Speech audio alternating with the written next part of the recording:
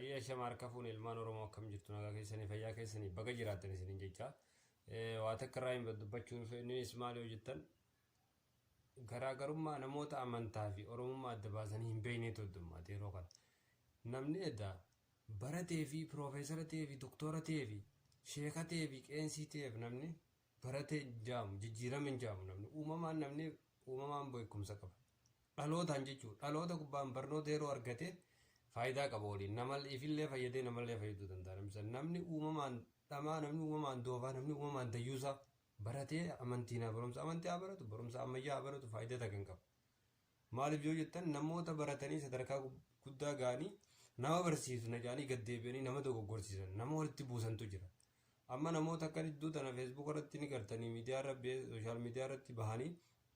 amantaa arrabsan amantaa namaa amantaa nabi Muhammad akkana maan akkasii dalagee jaan namni afaanii akkami waan akkasii jaa'u amantaa namaa akkami arrabsa gaddeebi'e namni amantaa ofii hin kabajne amantaa namaatis hin kabaju namni saba namaa hin kabajne saba ofiitis hin kabaju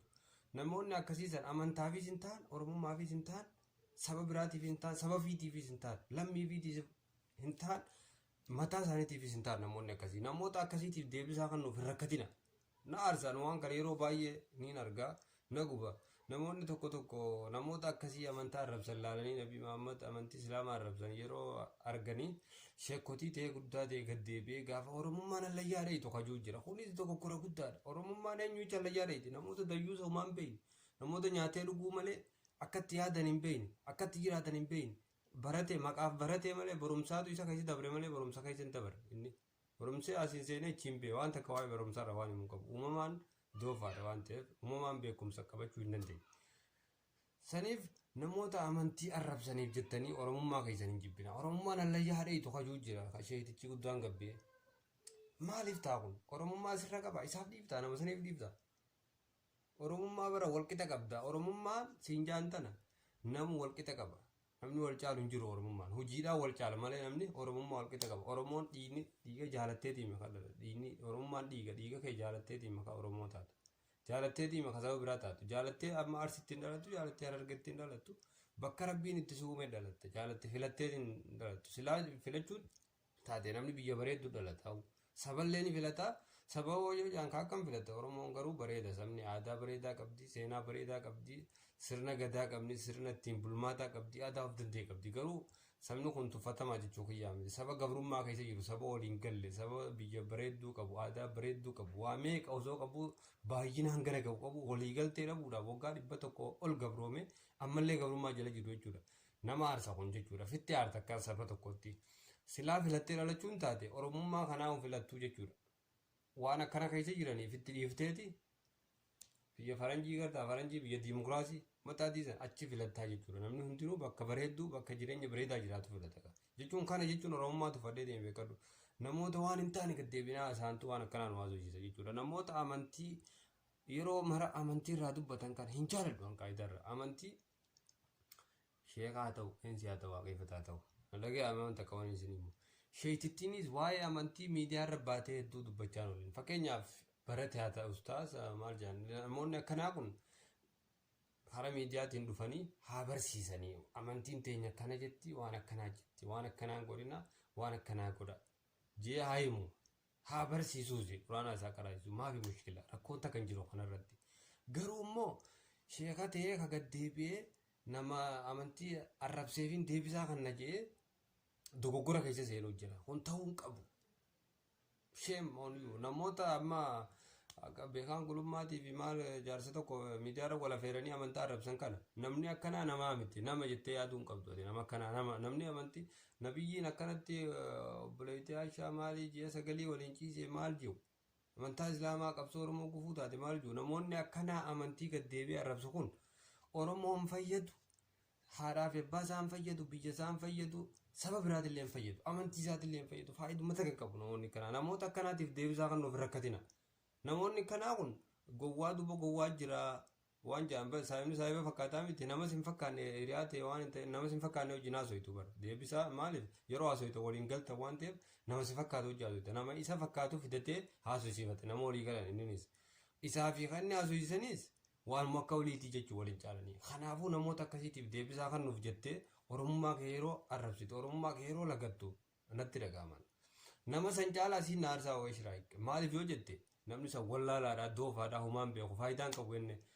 maal jaanii marfuu halkan ammoo maal jaanii afaan ormaatiin namoota akkasiisan jechuudha namoota miniingilaas jaaniin ingiliffaadha namoota akkanaa kanaaf deebisaa kannuu jettee namoota si hordofan fakkeenyaaf fooloora hedduu qabda taati sheekaa namoota hedduu si hordofaa amantaa biraa qabu amantaa tana qabu si hordofa namoonni kun namoota kana waan gaarii barsiisuu qabdaati oromummaan allayyaa haadhaitu yeroo ati as baatee jette namni uumaan beekne kasi hordofu kun sirraa barachaa jira beeku amma namni uumaan beekne tokko namni gadee wayii gaxaanaan namoonni akkana firaa jiraatu waan fedhe hojii sinaarsu yoo tokko gorellee sinaarsu sababni isaa maaliif namni isarraa waa baratu hin jiru jechuu duraanumaa namoonni waa nama barsiiftan namoonni waa namatti himtan hin dogoggorina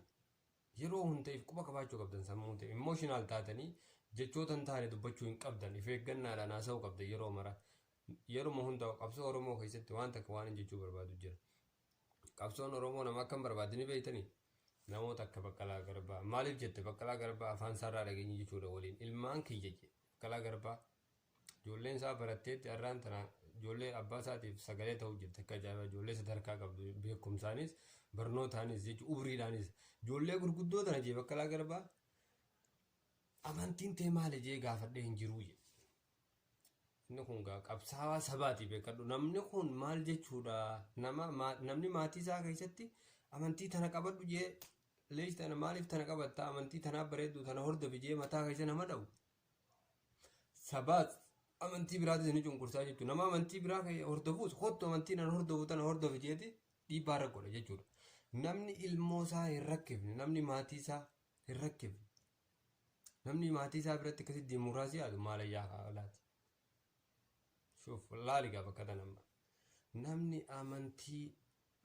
amantii biraa arrabsu amantii takka qabatee amantii biraati qabsoo keessatti inuma qabsoofiis hin ta'u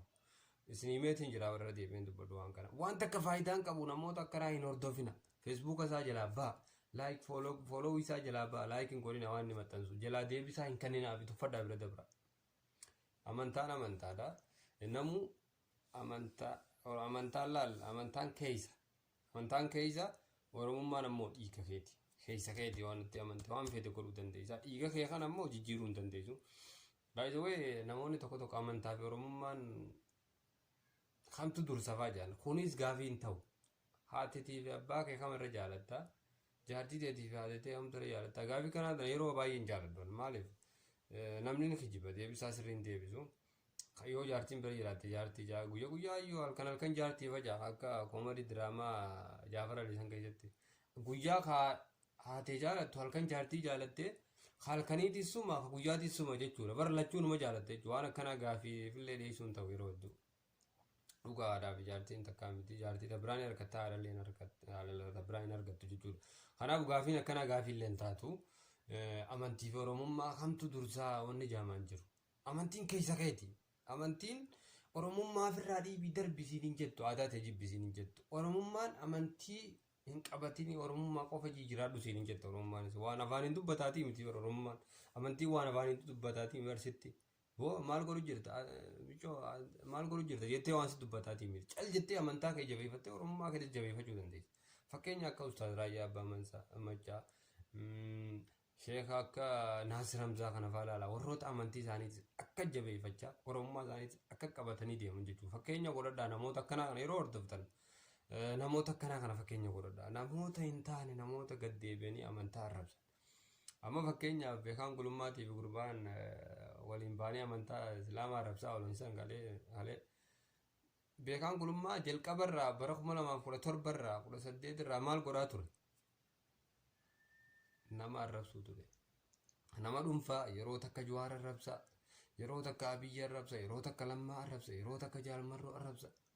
yeroo takka amantii islaamaa arrabsa yeroo takka waaqeffannaa arrabsa yeroo takka Hacaaluu arrabsa yeroo dhiyootan amma koonsartii galaanaan biyya alaa deemnaa yeroo takka galaanaas numa arrabsa namni inni arrabsee ni jira yaa obboleessoo duuba nama akkanaa kanaaf akkamitti deebisaa waan deebitanii nama akkanaa kanaaf isheen jabaan faan gabbee oromummaa ta'e hokkaadhu deemja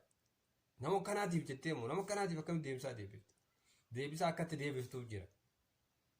waan barate sanirraa rabbiin waan akkanaa jee namni amantaa rabbii arrabsee namni dallane waan akkanaa qaba jettee himuu qabda malee nama akkanaatiif deebisaan kannina jettee irraa dhoorkuu qabda malee nama gad deebitee ijoollee wajjin gaafa nama akkanaati deebisaa kannitee nama walirra bobbaasuu ta'a bara haal taatan damma qaaqa yeroo hundamaa nu rakkifta maa mataa nu dhukkubsita yaa harumaan jechuu barbaada asumarratti hin gabaabsaa qabsoon qabsoodha amantiinis amantii oromummaan oromummaadha amantiinis amantiidha oromummaa isaa jabeessee amantiis jabeessuu danda'a namni tokko amma waan takka wanni beekuu qabdanii namni tokko uumamaa waladda namni akkuma bifti isaa waladdaati yaanni isaatis waladda namoonni tokko amantuma tana fardeessee halkanii guyyaa amantii malee dalagata isaarraa hunda dalayne jira amantii malee oromummaa isaarraa isin dalayne jira oromummaa tanaa hunda dhagayne jira amma amantaa islaamaa keessanii jira kiristaanaa keessanii jira hin dhagayin jechuun oromummaa gurraa hin dhagayin osoo hin taane irratti dalaguudhaaf nama irratti dalaguus hin dhaga'u yoo argee irraan dalagu jechuudha hin beeku waa isanii keessumaa hin jirtu waan ta'eef namoota akkasiiti jira namni kun uumamaa waladdaa namni amantii fedhe keessa jiraate oromummaa isaa amantii isaa daran amantiis jaalatee amantii daranis oromummaa jaalatu jira akkuma haadhaa fi abbaa ija bitaa ija mirgaa amantii fi oromummaa ija bitaa ija mirgaa lachuu amantii qabaattee oromummaa keessa qabaachuu dandeenya lachuu waliin eeggachuu qabda jechuudha yoo diinni tokko dhufee addarbate lachuu harkarraa qabuu qabda jechuudha amantiin amma fakkeenyaaf amantiin tanaa fi amantii islaamaa amantaa waaqeffannaa amantaa kiristaanaa yoo taate tunta obboleessa keetiif hunteeti lachuutu waan obboleessi kee jaalatu namarraa dhorku diinarraa dhorkuufi qabda malee waan obboleessi kee jaalatu arrabsitee ta'e gaafa faarsite obboleessa keetii wal dhabdee beeka amantii islaamaa hin jaalattu xariiqasii hin feetuu miti hin feetuu obboleessa keetiif fedha obboleessa keetii dhiisi wanni gad deebitee amantii obboleessi kee jaalatu obboleettiin ta'e jaalatu arrabsituuf hin jirtu namoota akkana nama akkasiitiif deebisaan kannu akka mataa kiyyaatti nama saniifi miti kan hin deebisaa kan jiru nama amantii arrabsuu sana osoo hin taane namoota nama kanaaf deebisaa kannan keessattuu namoota hordoftoota hedduu qaban jechuudha follower gurguddaa qaban yuutuubii sabiskiraayibii hordoftoota walumaa galatti follower hordoftoota gurguddaa namoota qaban nama namni isarraa waa barachuu isa hordofu nama geenye sanii deebisaa kannu namni dhugaa uumamaan wal qixaa namni hundi wal qixaa namni uumamaan wal hin caalu namoota sammuun isaanii akka namaatti yaadne akka harreen jette akka namaa yaaduu baadhuus namni akka keenyaa yaaduu dhabamuu jette jaanarreen magmaaksa kee jette kanaaf namoota akka harree yaadan faadhaaf deebisaa kan of rakkisinaan isiniin jaa amantaa keessan jabeeffadhaa oromummaa keessan jabeeffadhaa waan takka asirratti mallee dabalataa yaada dabalataa isin dheeradde namoota dogoggora yeroo hedduu qabsoo keessatti namni qabsoo yeroo dheeraaf waan gaarii hojjetee waan nama gammachiisaa hojjechaa ture guyyaa keessaa dogoggora fakkeenya amma artistii tokko afrannu fakkeenya Caalaa Bultumee yeroo dheeraaf qabsoo bilisummaa Oromoo miseensa woboo baandii woboo faa keessa ture jechuudha achi keessatti sirba faa baasee dhiichisaa maal jechaa qabsoo san keessatti Oromoo hedduu kakaasaa jajjabeessaa ture gaafa Jawaar faa wal baranii OMN fi sirba baasee OMN dungo sabaa keenya miidiyaa uummataa jee OMN fi sirba baasee ture gaafa biyya galuus mootummaa galee jechuudha itti seenee raayyaan jeeti raayyaadhaaf sirba baasee deebi'e namoonni akkanaa kun bakkuma dhaqan fakkaata irra laaluun qabdu gaafa si bira dhufe si fakkaata gaafa diina bira dhaqee diina fakkaata si aarsuun qabu namni kanaa achi dhaqeemi hin arrabsin hin tuqin itti dhiisi gaafa si bira dhufes akka si fakkaatu beeku yeroo si bira dhufe san irraa fayyadamaa ta'uu qabda malee akka inni gama kee hin deebine arrabsitee hin godhin si fayyada bar hanga yeroo bakka dhaqe sanitti woboo sirri fayyadee jira qeerroo sirri kakaasee jira woboo sirri sirbaan jajjabeessee jira qeerroos akka kaanii fincilan godhee jira jechuudha qabsoo wobootiif qabsoo qeerroo garaagarummaan isii qawwee fi karaa nagayaatiin hiriira nagaa bahuudha karaa tarsiimoo adda addaatiin wal jaaranii hojjechuudha walirraan fagaatan isaan kun waluma hidhata qabanii woboo keessa taa'ee woboo faarsee jechuun qeerroo faarsee jechuudha qeerroo faarsee jechuun woboo faarsee jechuudha kanaaf gaafa woboo keessa jiru